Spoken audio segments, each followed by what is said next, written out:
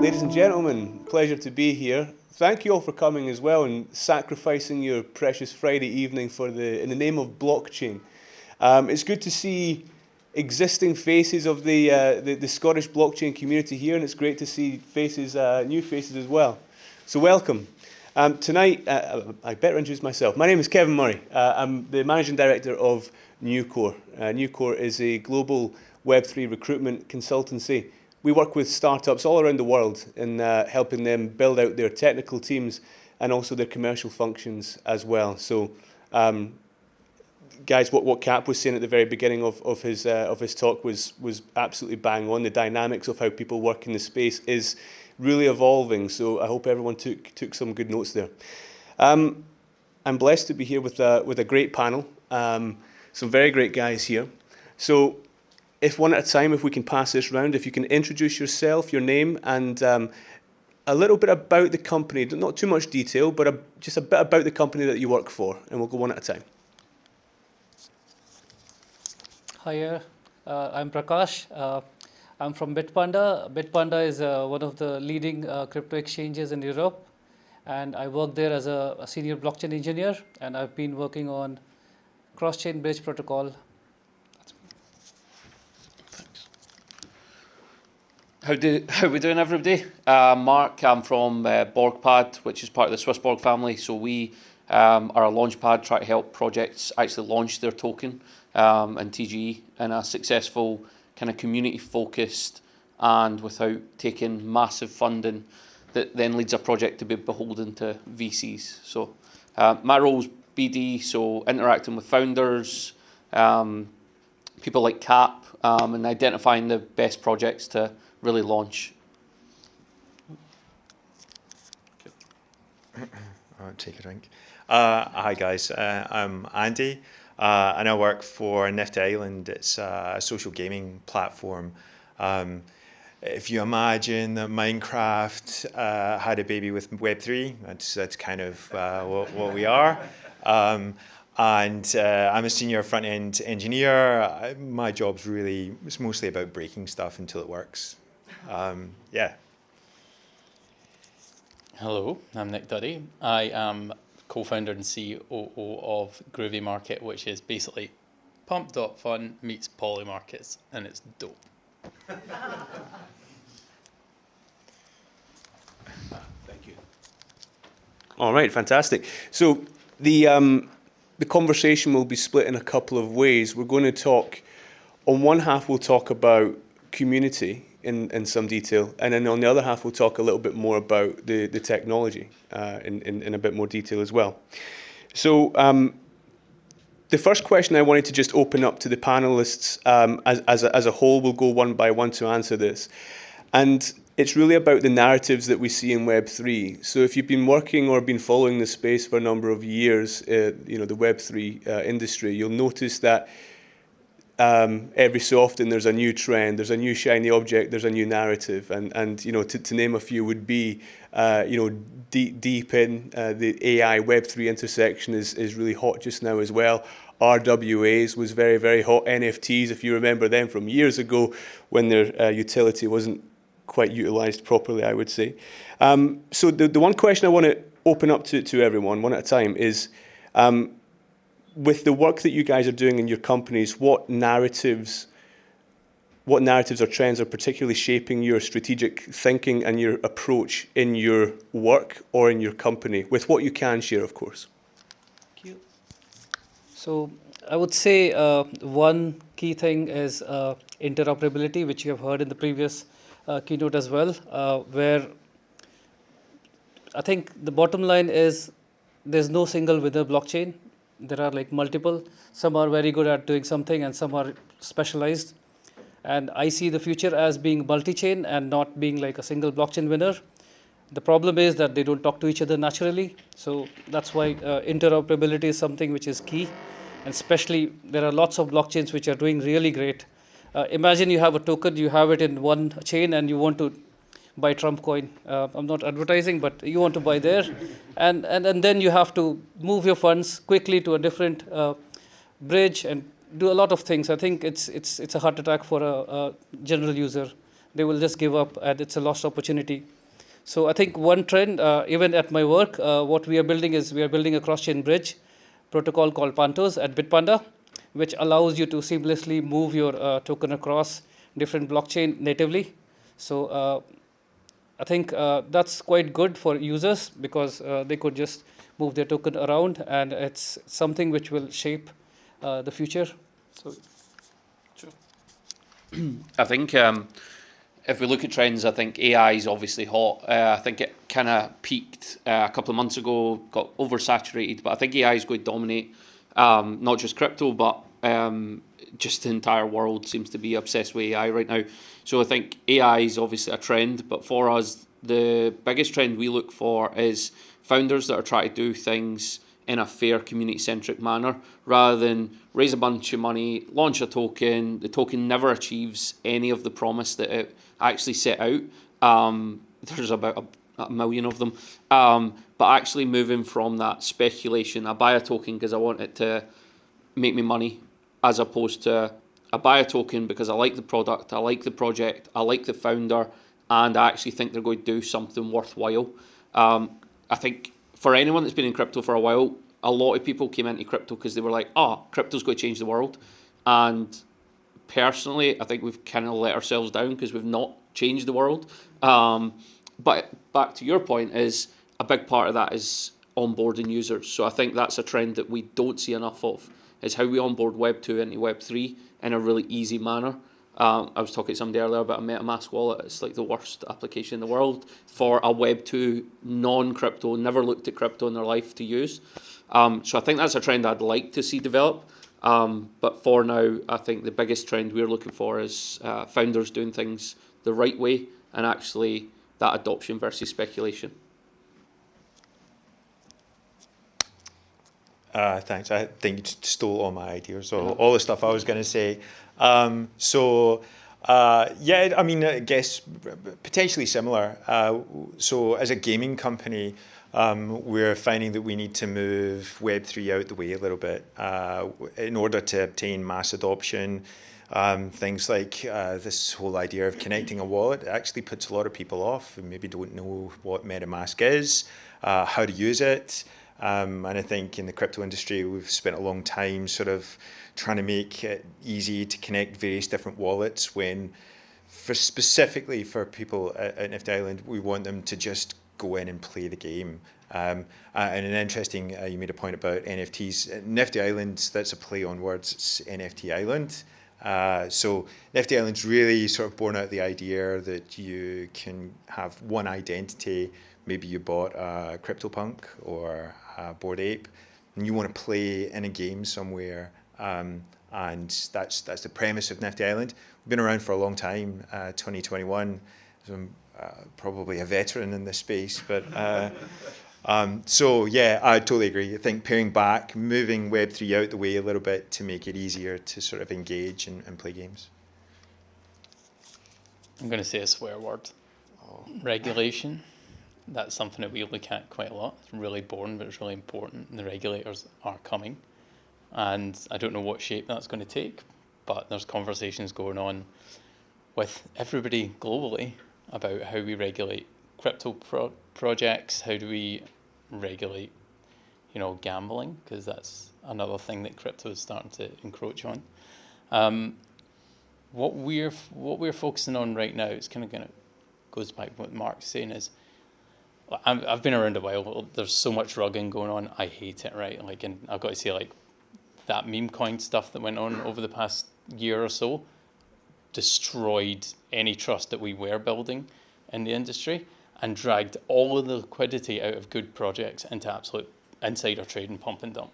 And it was toxic as hell. And I hope it's gone now. I saw one of the CEOs got doxed the other day. I think that's probably a positive thing. So I think internally, I know that we talk about how do we enrich our community a lot, right? Because that's what crypto, I feel like, is a bit more about, right? We've had centralized businesses forever, and they extract everything from their users and give very little back. At the beginning, they talk a good game, we love our customers and all that, but really, they just extract and extract and extract. And I think what we need to do in crypto or Web3, if we're looking at it, I'm old, so I call it crypto, right? But it is Web3. Is how do we enrich our community? How do we take the benefits of what we're doing here and the money that's being poured into the industry and redistribute it back out to our user base, who can then like use it to fund their lives or play back into the games or stuff like that. So it's something that I'd say to everybody that I hire on the team. It's like, come up with ideas of how we enrich the community that come on board.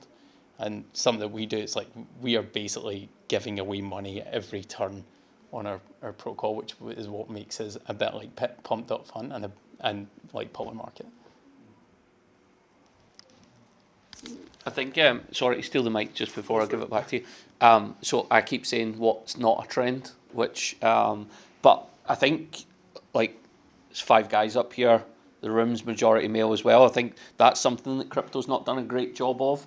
You go on crypto Twitter and it's all these this toxic, I don't want to say toxic masculinity because then I sound like Andrew Tate's fanboy, but like all this just egotistical you go on, you know, I watch a lot of podcasts, I listen to a lot of podcasts, it's all male dominated. I think there's very few females in the space. So I think another trend that we've probably let ourselves down with in the crypto space. I've been in it since 2019 and it's not changed. So that's probably something that, you know, founders, community builders need to think about, because, you know,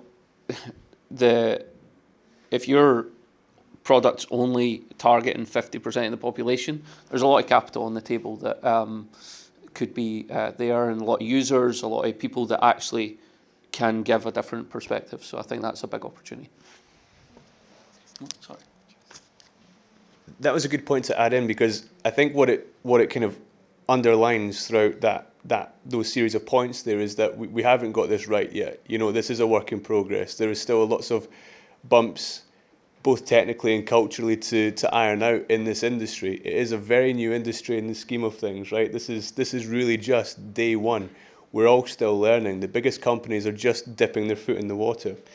But Mark, I'm going to direct a question at you, and it is around community, because that is at the forefront of every company in this space, right? We're at a time right now where it's almost like micro economies that companies are building.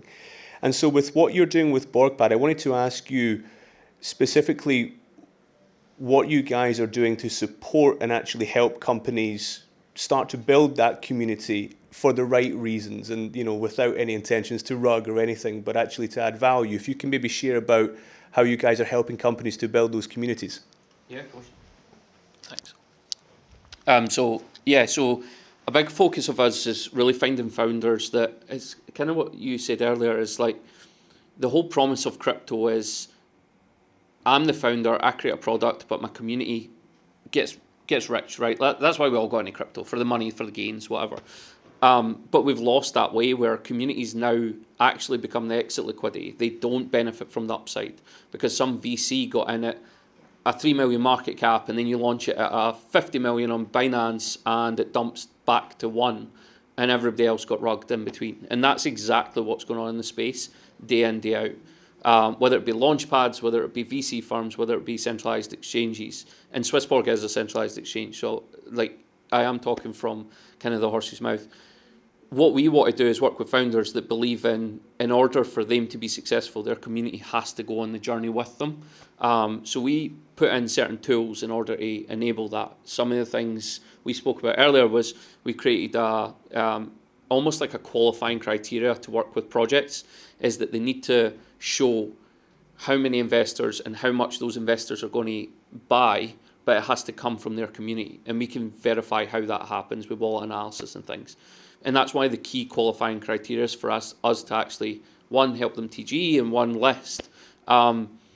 Because otherwise, if you don't have a community, your coins go to zero. I don't care if it's the best project in the world. I don't care if it's going to change the world for the better.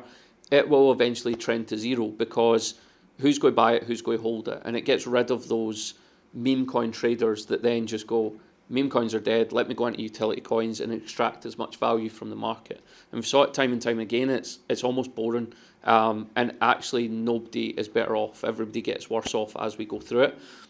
So that's how we work with founders, we try to eliminate, I mean, it's not exactly 100%, but we try to eliminate all manner of tokenomics that are designed just for pure upside. We try to build that community, whether it be through community engagement activities like the draft picks that we spoke about earlier, which is the qualifying criteria, but then also just being a fair value. You know, Can we also talk more about that draft picks? Yeah, of course. Yeah. So draft picks is basically what we call it. It's a website where any user could go read about all the projects we're working with, whether we work with them long term or not. Any project we interact with, we'll list on draft picks. People go connect a wallet and vouch for the project and say how much they would be willing to invest. Now, no money transfers hands at that point. It's purely symbolic. But we can analyse the wallets. We can see where they came from. How did they get to that website? And we can analyse if they came from your community, if they are airdrop farmers that have just created 30 million wallets in the last 2 seconds. And then we can vet all that out. And the purpose of that is really to show how much real users do you have? How many real buyers do you have? How much traction does your project actually have? Versus, I've got 100,000 people in a Telegram group. Okay, but none of them are going to buy your token, so what's the point? So it's really verifying authenticity. And yeah, that's the main purpose. And then the other thing is pushing back on what we call the sex cartel, which is the centralized exchanges inflating these massive valuations when really there's nothing worth it. So we're launching a AI health product or project next week. When I first met the founder, he wanted to launch at 50 million FTV. He's launching at 5.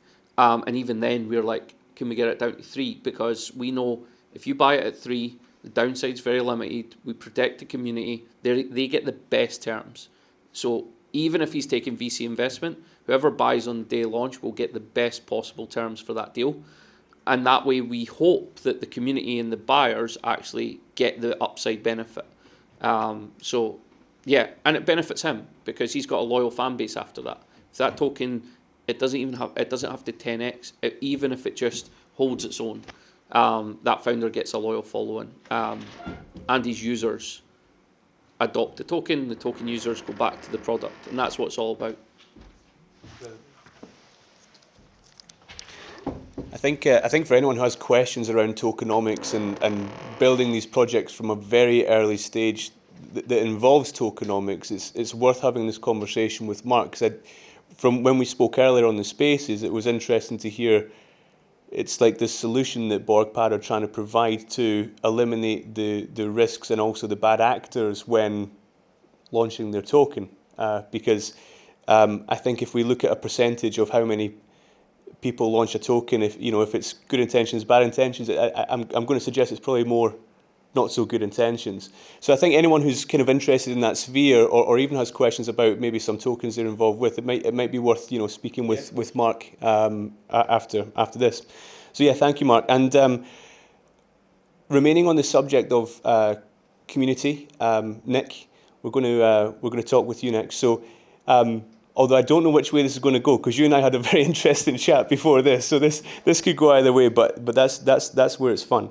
So Groovy Market, in your words, I think let's help everyone understand exactly what it is that Groovy Market does, and what would be interesting to know is how this will change the dynamics of how communities will engage and get involved on chain. Does that make sense? Okay, I'll work with it. You work with it. Good. Freestyle. I'll just drag it in my direction. My narrative. Okay, who knows what Polymarket is?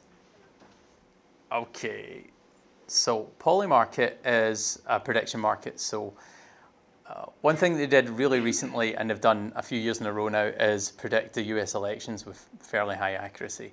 And what that essentially allows people to do is go, is Trump or Kamala going to win? And then they place bets on what direction. So people are putting their money where their mouth is. So you can, I'm not going to say fully trust, because most markets can be manipulated in some way or another, but it gives you good indicators because people are not going to throw their money away in one direction unless they're trying to manipulate the market in another direction. But let's not get into that. the pump.fun aspect of it is it's user-generated markets. Right now, Polymarket allows, they do, it's a centralized pick, right? So they determine what markets are created. And what we're doing is allowing people to pick what markets they want to create and seed them to their own communities. If you have a big community and you can drive volume to that community, it's a way of monetizing your audience. So where were we going with this? So that's essentially what we do. What was the second part of the question? Why don't we also, why don't we talk a little bit more then about some of the, how users can actually get involved. So you're talking about how users can actually start to set predictions up and get involved with this, is that? Yeah, so I think we take a little kind of like sidestep. So when we're talking about onboarding to Web3, right, it is an awful experience, crypto, right? Nobody has invested properly into wallets over the past 10 years. They've not got much better. Seed phrases are terrible things and really hard to deal with. So wallet abstraction is a natural kind of like middle step. So we've made everything so you do not need to know anything about crypto. You can just go in with your email address, sign up. We create a wallet in the background for you, which you can export the seed phrase and own. We don't know what the seed phrase is. And then you can onboard with USDC, because everything we're doing is in USDC because it's real money, more or less. You know, centralized real money, but it's a peg to something real. So you feel pain if you're lying. What we want to see is more accurate predictive analytics, essentially. Like, so we want to see more accuracy, more markets created around events, so we know what direction they're going. And in order to do that, Polymarket's done a really great job. Like, I think Polymarket is amazing. I'm not dissing it or anything at all. But to really see the magic and the power of this, you have to have lots and lots of niche markets created globally, almost all at once. So if we can find enough people, so I think if we look at KOLs over the past year and a half and what they've done to their communities, there's some of their community will still be loyal. They'll be the ones that got rich, but the ones that were exit liquidity for everybody else are not very happy. So KOLs are going to struggle in the next while to monetize their audiences without everybody thinking they're going to be ripped off. If anybody wants to know what a KOL is, it's an influencer. Fancy name in crypto for influencer. So we're giving a place for people like that to come who understand their niche. And this could be geopolitics. It could be pop culture. I like the gossip idea. I like the idea of people creating markets around gossip and news and stuff like that. I think it's fun. And they can drive their community over there and monetize, because we're going to give 1% of volume of every market to the creators. And that comes back to us enriching our community. If you've brought $100,000 worth of volume to a market, you deserve a piece of that, right? So that's the sort of direction we're taking it into. If you do something for us that helps our protocol grow and make money and become a long-standing entity, which we don't see a lot of in crypto, that this is what we're looking to do. Essentially, it's this is what we need to do as a community. We need to find ways to enrich the people so they're not rugging everybody every turn and not dumping. The whole game mechanics of pump.fun is, game theory isn't everything in crypto as far as I'm concerned. Pump.fun was, how high can this go before I rug everybody? That's not a healthy game mechanic. So if we can switch the game mechanics in crypto so it's a lot gentler to new people coming in, and people aren't necessarily getting their money stolen in the process, and some people will win and some people will lose, this is a lot more healthy, I think. I mean, I'm happy to be challenged on that or played around with it, because it's all a work in process. Yeah, of course it is.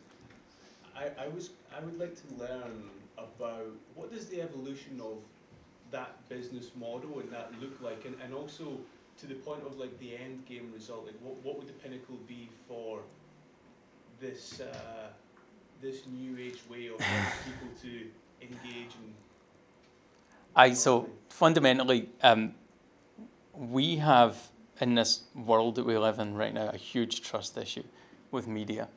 And I think what we're trying to tackle with this is, can we build something that lets everybody kind of vote in a direction publicly and transparently, and can we start to get to the truth of things without having middlemen, women, people, organisations who have no downside to saying whatever they want on the news and everybody believing it.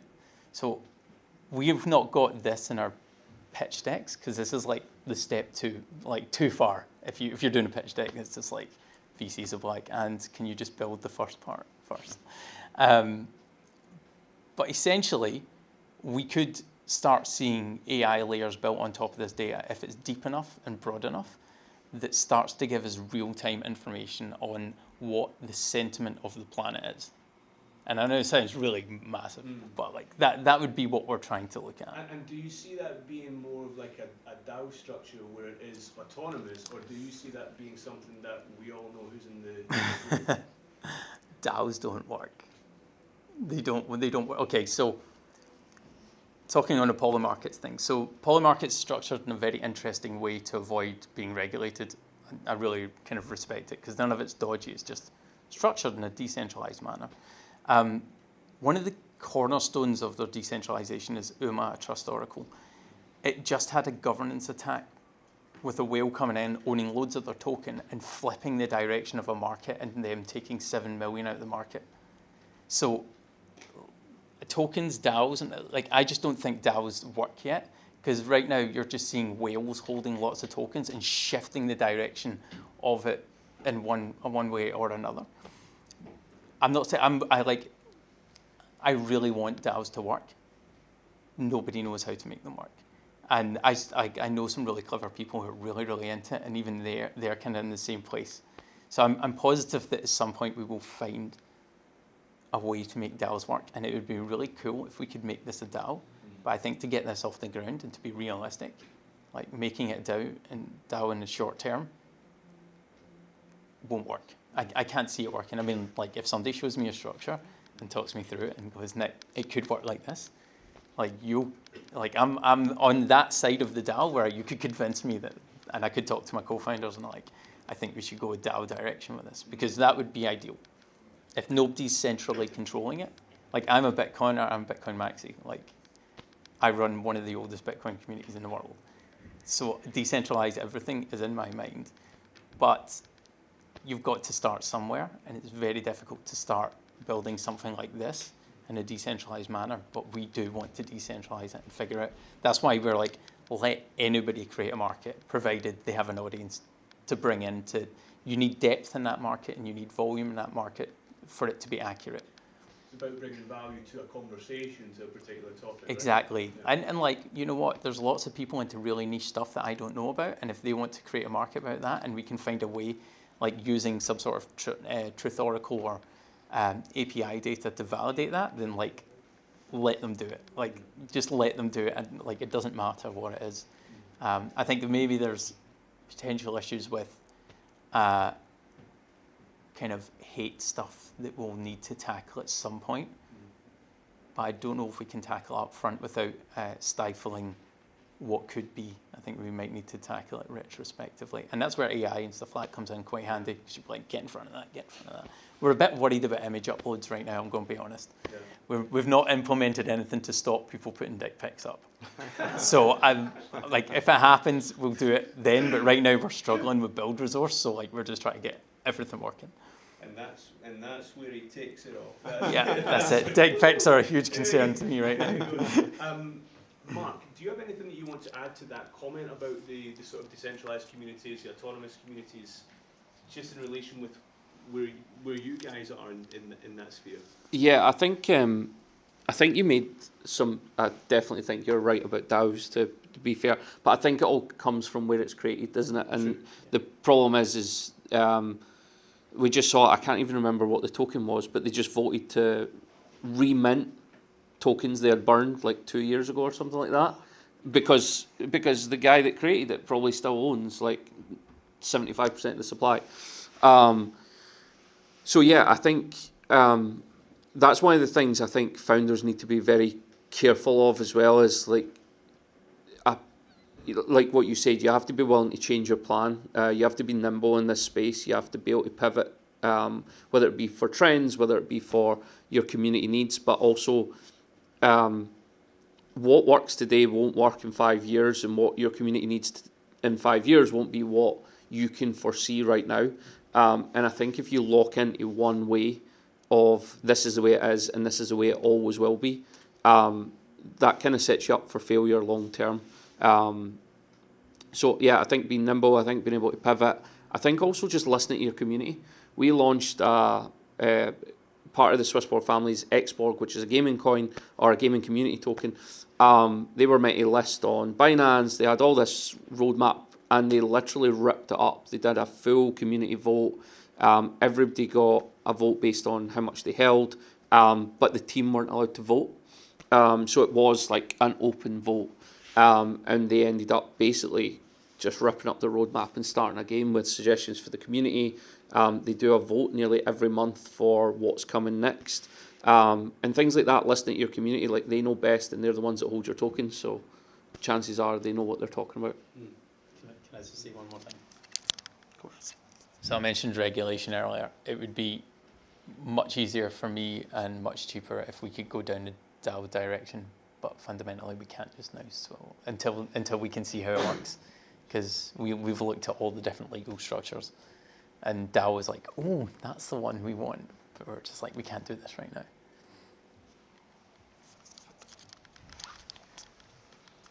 Thank you very much. Thank you, gentlemen. I think, to be honest, that's a panel in itself. That's a conversation way in itself. But I think we've covered quite a few topics, and I'm sure it's probably raised plenty of questions. So if we've got time, we'll try and open up for a Q&A at the end. If we do run out of time, I'm sure you'll find these guys at the pub at the end. Let's turn the conversation just, I guess, a little bit more technical. Then we'll talk about the technology. Prakash, you're at a very interesting intersection because you're skating that line that's sort of in between centralized finance, CeFi, and decentralized finance. Now, custodial solutions is where you've been hovering around for quite some time, and I actually wanted to ask you a little bit about the evolution of custodial wallets from initial inception and how this is being built to cater for this to be this bridge between CeFi and DeFi, if that makes sense. So when I say evolution, I'm talking about when blockchain and DeFi solutions are becoming a thing to present day, if that makes sense as well. Cheers. So just to clarify on what is a custodial wallet and what is a non-custodial wallet. So custodial wallets are the ones which are actually held by the exchange, by the big parties. And the self-custodial wallet is or non-custodial wallets are the one which you own. So you are responsible for its seed phrase or the passwords. So that's the difference. And whenever you have a app, if it's a bank, if it's a crypto exchange, most likely it's a custodial wallet. They keep the keys, and they can rip it off if they want it. And that happened with FTX. I think you know the story about that. So the evolution, I would say, is it started all with custodial wallets. That means all the exchanges were keeping the wallets. Now things have changed. Now non-custodial wallets are becoming quite popular. It was popular with power users years back, but I think it's a different landscape now that even the centralized exchanges are encouraging that, and the reason are obvious. So there are so much innovations happening on DeFi space, a lot of innovations, flash loans, and so many things which are impossible in the real scenario in centralized exchanges or a centralized finance. It's impossible. So I think all the centralized exchanges are moving into the convergence, where they are having an option for users to have a self-custodial wallet as well into the same ecosystem. And what they could actually provide is a familiar UX user experience where user can be in the custodial wallet itself. With the exchange, centralized exchange itself, but still be able to participate into different DeFi solutions. So I think the key is that centralized exchanges have few things which are great, and which are not great. And so I think, for example, centralized exchange have the major power of masses. There are like tons of users.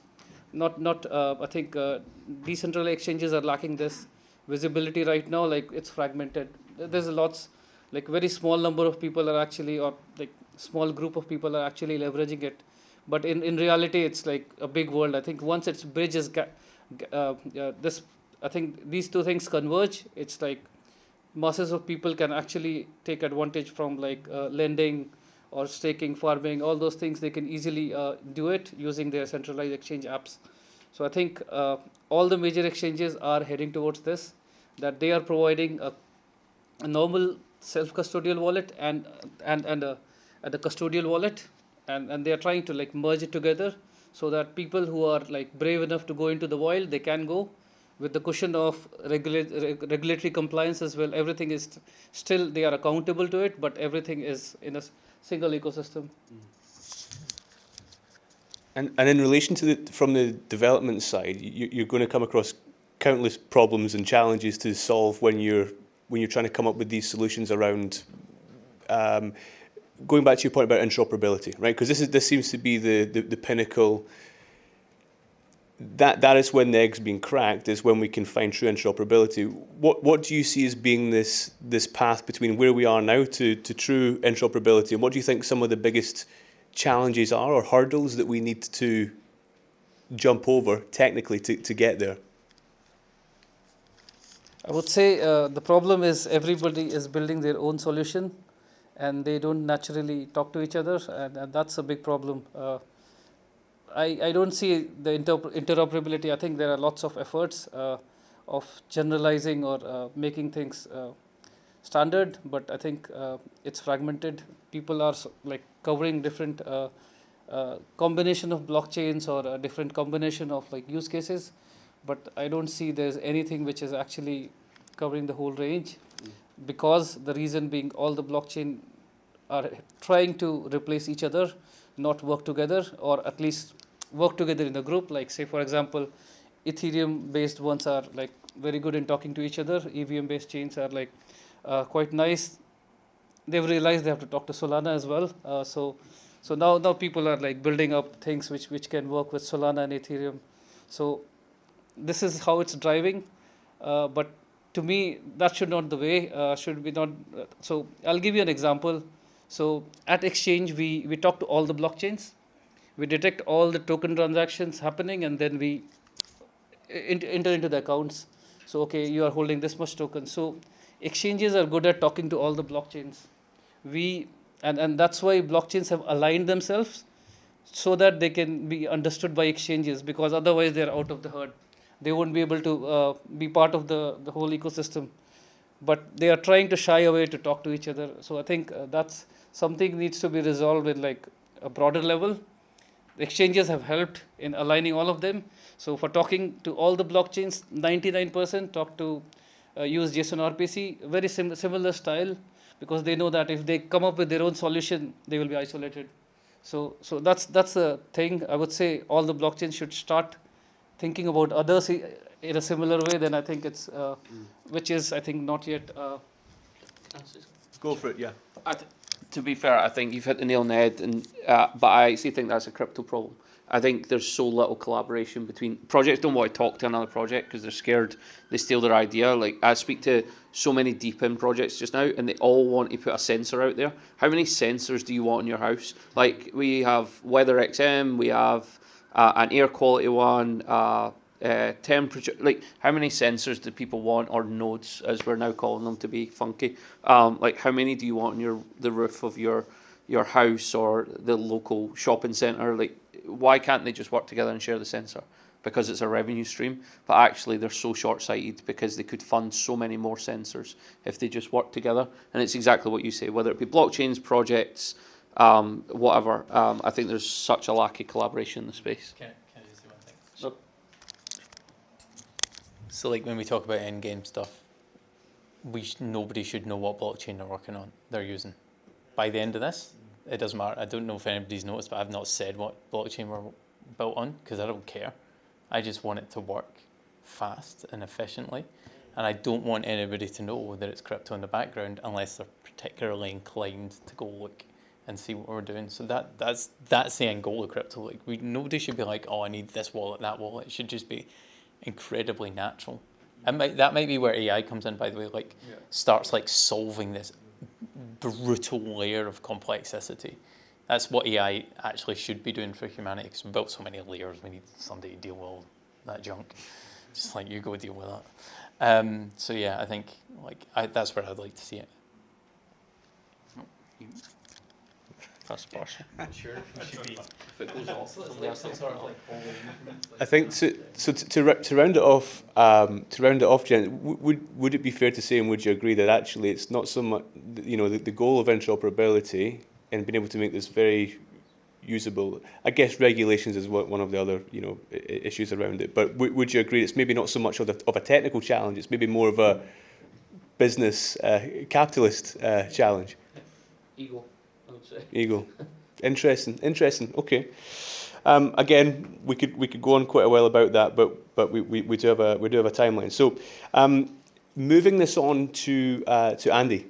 So let's talk a little bit more then about Web3 gaming. I feel like in a short space of time in the industry, it's had a moment where everyone was really excited about Web3 gaming, all these endless opportunities and possibilities, and then no one spoke about it. But I want to hear from your perspective what you've seen as the journey of Web3 gaming so far, and where we are right now. Okay. Thanks. Well, I guess it started off with speculation. We all thought it was going to be this great big thing, and I started working with Nifty Island right out of COVID. It was a brave new world. Everyone was going to be Web3 gaming. It was going to replace Fortnite. I wish someone would tell my kids that, because they still play Fortnite. And then it moved on to this idea of ownership.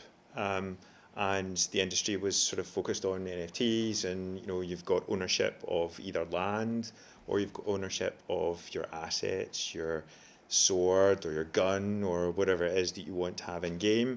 And now we're really seeing an emphasis on playability. So it's almost come full circle. And really, when you look at it with a fresh set of eyes, of course, this was always going to be the case, that we should really be focusing on gameplay, user experience, and making the game fun. And like everyone else said in panel, that the Web3 element is important underpinning technology for lots of the things that we want to do, but it doesn't need to be in your face. This whole idea of connecting a wallet, really, we just want that to be going away. Wallet abstraction is a big sort of focus for us. I guess kind of back to what Nick was saying, it's not so much about throwing any particular blockchain in people's face, or it's token this or NFT that. It's just playing a game, and actually it's more about the digital ownership. So we want to talk a little bit more about the digital ownership side of things, because, and I'm also personally interested in understanding how this will shape the direction or change the nature of how people interact in games, with having a new level of ownership via blockchain technology. Thanks. I guess it's maybe about this idea of transferable identity. So rather than sort of playing one game and have one game identity, the idea of interoperability would be that you have an identity and you can transfer that between different game worlds, and it opens up this idea of storytelling and creator worlds that we're maybe really just scratching the surface of it. It's sort of the principle of crypto was that it's this big open ecosystem that people can shift between, and really what we've found ourselves, and the guys have said as much, that it's very siloed, and it's sort of against the principles of what we started to build. Nifty Island really came out of the idea that there wasn't a huge amount of utility when the NFT space race was on, and as I said earlier, that we wanted to create one platform where lots of these communities could have their own world. They could build an island where sort of focusing not so much on this scarce land principle, It's more everyone can have a bit of land, everyone can build out their own little worlds, creating this idea of ownership. So I've actually forgotten the original question, No, but it's all right. I sort of meandered through a little bit. I don't know if that... I purposely kept the questions quite open, so there's a little bit of creative freedom in the answers. So it's kind of back to the question of the journey of where we see this going. Similar to what I was asking Nick about. What does the next steps look like in the evolution of Web3 gaming in your eyes, and also what we believe that pinnacle point will be as well, and how it's all going to tie in together. If you could put a timeline on it, that would be cool as well. Gosh, that's a lot of pressure. So, I mean, I guess what is the pinnacle? It would be this idea of your identity being transferred between lots of different worlds. And that would be the sort of ideal standard. Of course, we'd love it to be everyone just coming to Nifty Island. That's, remember to sign up, guys. So, where do we go? I guess communities working together, and some of the tools that we've built to onboard avatars into game worlds, we're looking at opening those up. I mentioned before this idea of wallet abstraction, so pairing back. Well, Web3 is almost sort of standing in its own way. It's almost become somewhat of a barrier to wider adoption. This idea of rug pulls, of people being more skeptical about crypto and the platforms that are built upon it. So it wasn't really the principle behind which crypto came out of. You're supposed to be able to look at the blockchain and see who did what and know who the bad guys are. So I think the ideal would be for everyone to come play Nifty Island. I think that's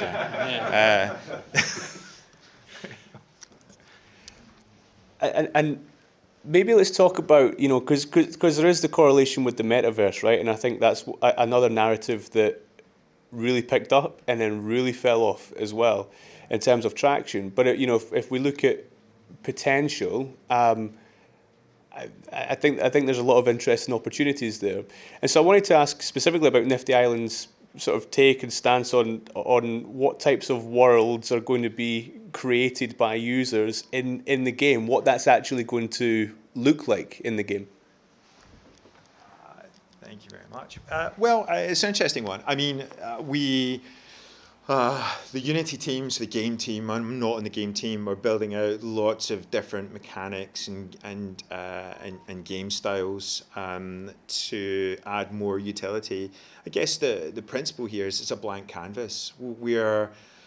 If you look at Fortnite when it first launched and Minecraft, a lot of the people would play sort of the core game, and now you find a lot of Fortnite has been opening up and allowing people to create their own worlds. And they're really popular. And this idea of a creator economy, it creates ownership for the individual who spent the time to build out a community and maybe build out a world. For us, we are hoping to encourage and provide toolkits for people to do that.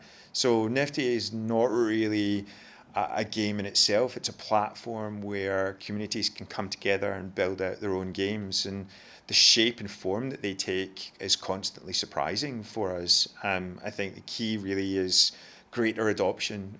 We want to see more people playing the game. And one of the challenges is, as I said, that this idea where my kids, for instance, they'll play Fortnite and Minecraft, little monkeys.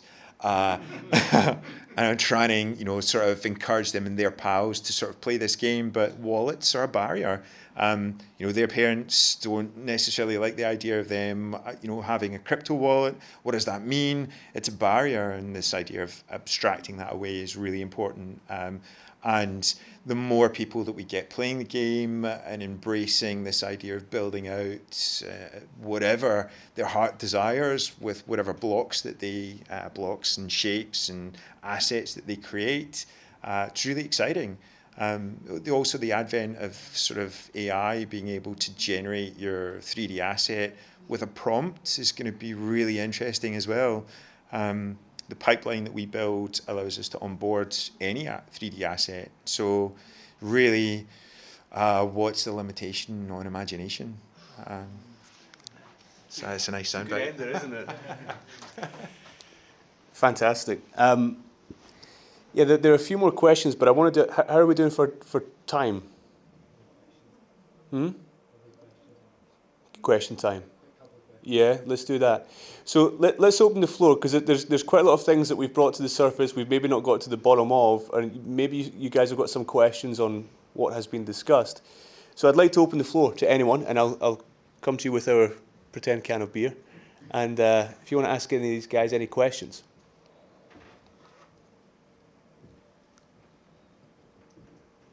We've got one. Here you go. Just hold it like up to you. Thank you. Yeah, so my name is Fred. I have a question directed to, sorry, I don't know. I'm just looking at your name, sorry. Andy. So I've played Nifty Island. Really good game. I do like the aspect of being able to build as well as being able to, play the mini games. What I would like to know in terms of development, obviously, the aim is to onboard more users. And when it comes to gaming, streaming is a big thing. Do you have any kind of, ways in which you kind of promote streaming? Because I feel like that would be a good feature to implement for Nifty Island. I'll take the mic back to Andy. Thanks very much.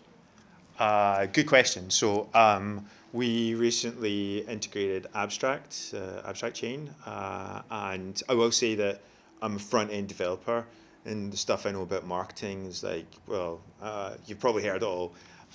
So I'm not a marketer. But I know that the team that do work on that, Live Ops, they are proactively doing lots to sort of encourage people to stream.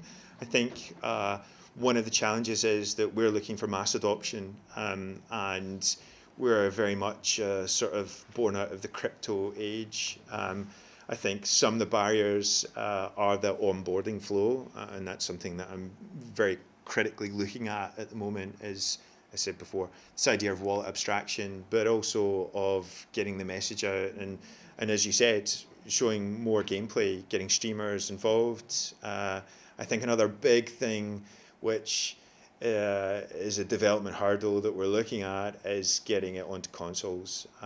My youngest has got a Nintendo Switch, and every day he's like, "Dad, I can't play it. Just get this on the Switch." I'm like, yeah, well, it's on the pipeline. It's just not front and center right now. I hope, does that answer your question? I know about Abstract. That implementation of streaming is very popular on that platform. So Definitely. Cool. All right. Do we have any other questions for the panelists? One up here. Loud enough. It's just it's more for the camera, so the camera catches the question. Okay. My question goes to Nick. You mentioned monetization the other time. I'm curious, for someone who has a wide community, how do we monetize on your platform? If you, Hold the thought. yeah, I'm coming. I'm also very loud. I don't know why we do it this way. It's so the camera picks I know. up. I know. So it's all about volume. Markets are all about volume. So if you have a community and you have a good understanding, and your community expects you to talk about topic Y, and they trust you to talk about that, if you want to poll something with your community, you would set up an account and then create a poll or a market. A poll is essentially a market, right? And whatever volume you drive to there, you get 1% of that. So if you're big, you're going to make lots of money. And even if you're not very big, you're going to make some money, because it takes like 5 minutes to create a market, right? Well, not even, like, it's literally a couple of boxes. Like, I've seen a Google form, it's basically a Google form. So yeah, I think for people who have communities that they're particularly crypto, right? That they're finding it difficult to monetize without putting them at huge risk by like flogging tokens in their direction and stuff like that. This is a very safe way to do it, and also build interesting analytics that the rest of us can all see and make decisions on. So I think that's, I think we need to move everything toward rewarding people financially, not just for like points and stuff like that. And just like level the playing field a bit more, because right now in crypto, few people are getting very rich and everybody else is getting wrecked. And like, I've been around for a while and I haven't built anything, but I think part of the reason I'm building now is because I'm so pissed off with everything is going. We need some reasonable people to come in who aren't trying to be like baby billionaires. I missed that one a long time ago. I'll not be about baby billionaire. But yeah, we need more responsible building and less pump.fun. And I know we call it pump.fun, but it's the user-generated aspect of it. It's the open markets. And I'll start by saying, like, initially we're going to have, because you don't know what this beast is going to do when you release it. So we're going to have like a staged rollout of the user-generated market with some people who we know can drive volume. And we're going to see what happens in those markets. And as we get more comfortable with how the market operates and the efficiencies of the market, then we'll just start opening up the gate. And that is when, for me, it's going to be like so much fun. Because I just love watching data. Like, I just love watching how people behave, like the herd mentality, just the amount of information you're going to get from stuff like this is so much fun. And then AI might become useful, because right now, I mean, ChatGPT is great, but it's not, you can't really get it to do market predictions for you without losing a lot of money. Unless you're the first person to do it, which a bunch of guys did, and they made lots of money. And then everybody else tried it and lost money. Is that an answer to your question? Yes. Brilliant. Anyone else? Okay. All right. I think that's a wrap. Well, ladies and gentlemen, please give a round of applause for our panelists: Nick Duddy, Andy Watson, Mark Tormey, and Prakash Chandra. Thank you very much. I'll hand you back to Mark.